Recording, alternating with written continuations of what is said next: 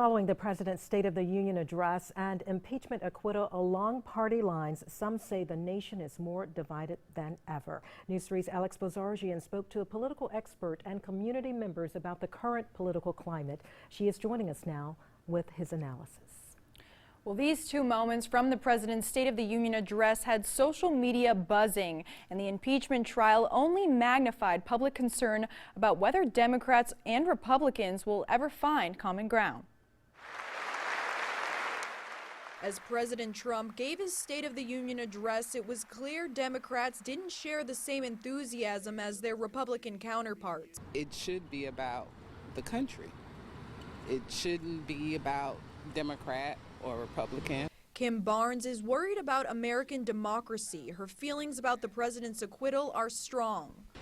If a Democrat had did the same thing, tried to hold American money, public money, in exchange for favor, I would say that they should be impeached.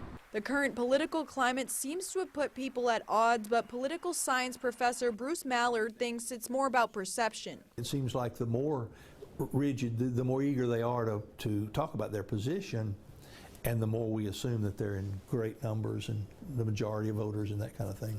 Still, Mallard says the impeachment trial and reaction to Republican Senator Mitt Romney's vote against President Trump is concerning. He's already under attack. People are saying he ought to be drummed out of the Republican Party, which is sad because what they're saying is you don't have a right to your own opinion. However, Don Folk does think the acquittal was the right decision. He points to the president's success on the economic front. I don't think that the reasons and everything were big enough to be impeached for. I would say there's a lot of us that just really want the country to work and like that there's good economic change happening, but we also find ourselves in the middle ground. Well, Mallard says nowadays people tend to identify themselves not by political party, but in affiliation to a person or philosophy, which makes it harder to meet in the middle.